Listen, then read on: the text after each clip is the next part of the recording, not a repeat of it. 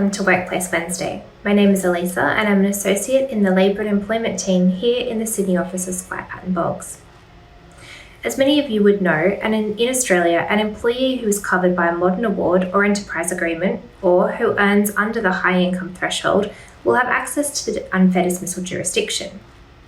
Upon termination, an employee with access to this jurisdiction may bring an unfair dismissal claim if they consider their termination was harsh, unjust, or unreasonable.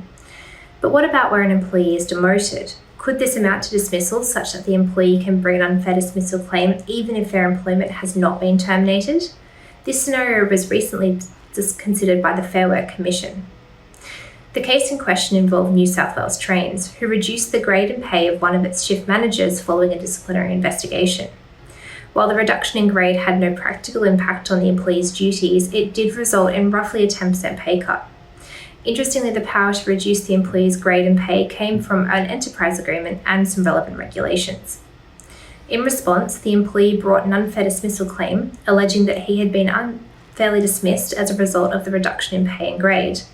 New South Wales Trains filed a jurisdictional objection to the application, maintaining that the employee had not been dismissed as the reduction in pay and grade was permitted by the enterprise agreement and the regulations. At first instance, the Fair Work Commission found that New South Wales Trains had dismissed the employee by reducing his pay, even though he remained employed, and such action was permitted by the enterprise agreement and the regulations. The decision was appealed by New South Wales Trains to a 5-member bench of the Fair Work Commission, which last month handed down its findings. The full bench concluded that the term dismissed is defined exclusively in Section 3861 of the Fair Work Act, which says that an employee has been dismissed if the person's employment with his or her employer had been terminated on the employer's initiative, or if the person has resigned from his or her employment but was forced to do so because of conduct or course of conduct engaged in by their employer.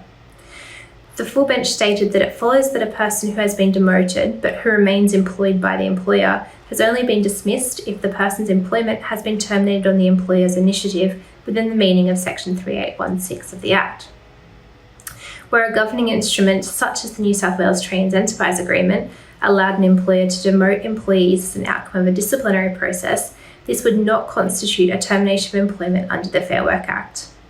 The full bench did acknowledge that the outcome of this decision would mean that the employee's unfair dismissal application would be dismissed, given he had not been dismissed for the purposes of the Fair Work Act. Look out for our next edition of our quarterly newsletter, Workplace View, which will include an article regarding this case and the broader implications for employers. Thanks for watching this episode.